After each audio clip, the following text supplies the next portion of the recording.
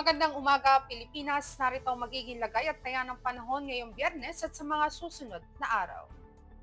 Ang minomonitor nating sama ng panahon sa labas ng Philippine Area of Responsibility ay Tropical Depression at formerly nga ay si Bagyong Jacinto. Kaninang alas 3 ng umaga ay huling namataan sa layong 650 km kanlurang bahagi ng Iba, Zambales. Ang nasabing sama ng panahon patuloy ng kikilos ng pakanluran sa bilis sa 15 km/h palayo dito sa ating Philippine Area of Responsibility.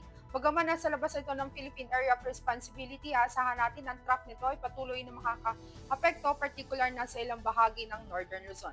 Bahagya rin itong ine-enhance ang southwest monsoon o hanging habagat kung saan ito naman na magdudulot ng mga kalat-kalat na pagulan, pagkidlat at pagkulog sa ilang bahagi ng Southern Luzon, maging sa Visayas at sa ilang bahagi ng Mindanao.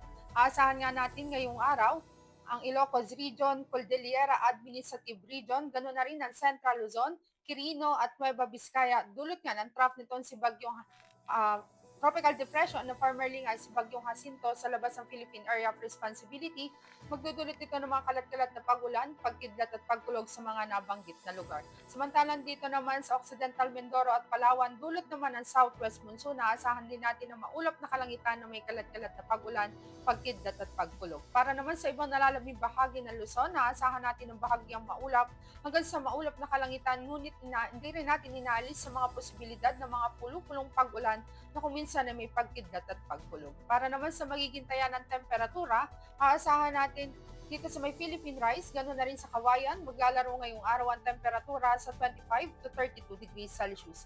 Sa Baguio, aasahan ng 17 to 23 degrees Celsius. At dito naman sa Pampanga, aasahan ng 24 to 30 degrees Celsius. Dito naman sa Metro Manila, aasahan ng temperatura ay maglalaro sa 25 to 32 degrees Celsius. Sa Lipa, aasahan ng 24 to 31 degrees Celsius. At dito naman sa Legazpi, aasahan ngayong araw ang 24 to 32 degrees Celsius. Sa may Kalayaan Island, aasahan ng 25 to 29 degrees Celsius. At dito naman sa Puerto Princesa, aasahan natin ngayong araw maglalaro ang temperatura sa 24 to 30 degrees Celsius. Maging ang buong Kabisayan, naasahan natin dulot din yan ng southwest monsoon, patuloy ang maulap na kalangitan na may kalat-kalat na pagulan, pagkidlat at pagkulog. Dito naman sa Mindanao, dulot din ng southwest monsoon, particular na yan dito sa may Zamboanga Peninsula, ganoon na rin sa may Dinagat Island, aasahan natin ang patuloy na maulap na kalangitan na may kalat-kalat na pagulan, pagkidlat at pagkulog. Para naman sa iba nalalabing bahagi ng Mindanao, aasahan naman natin ang bahagyang maulap hanggang sa maulap na kalangitan, ngunit di rin natin inaalis sa mga posibilidad ng mga pulupulong pag-ulan na kuminsan ay may pagkidlat at pagkulog, lalo na yan sa dakong hapon o gabi. Para naman sa magiging agwat ng temperatura, aasahan natin dito sa may Tacloban, maglalaro ngayong araw sa 25 to 31 degrees Celsius. Sa Mactan maging sa Iloilo, aasahan ng 25 to 30 degrees Celsius. At dito naman sa Mindanao, particular na yan dito sa may Cagayan de Oro City, aasahan ng 23 to 31 degrees Celsius. Dito naman sa Davao, 25 to 32 degrees Celsius. At sa Zamboanga, aasahan natin ngayong araw maglalaro ang temperatura sa 24 to 31 degrees Celsius. Para naman sa magiging lagay at taya ng panahon sa mga susunod na araw hanggang Lunes, aasahan natin ang bahagyang maulap hanggang sa maulap na kalangitan, ngunit may mga posibilidad pa rin yan ng mga pulupulong pag-ulan na kuminsan ay may pagkidlat at pagkulog dito sa Metro Manila, ganoon na rin sa Cavite at maging sa Lipa. Samantalang dito sa Angeles, aasahan natin ang patuloy na maulap na kalangitan na may kalat-kalat na pag-ulan, pagkidlat at pagkulog. Ganon din ang aasahan natin dito sa Puerto Princesa, maging sa Kalayaan Island, sa Lapu-Lapu, at sa Zamboanga.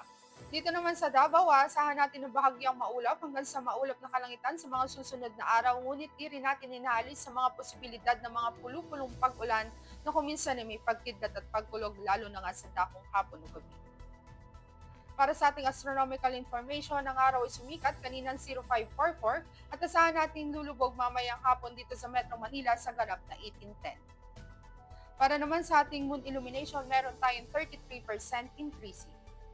At yan ang latest update natin sa weather. Para manatiling updated sa lagay at taya ng panahon, i-follow lamang ang Air Force Weather Center sa aming mga social media accounts. Sa ngalan ng aming commanding officer na si Colonel Alvin John Pugador, Philippine Air Force General Staff Corps, I'm Sergeant Jessa C. Cuenca, Weather Forecaster ng Air Force Weather Center. Muli magandang umaga, Pilipinas.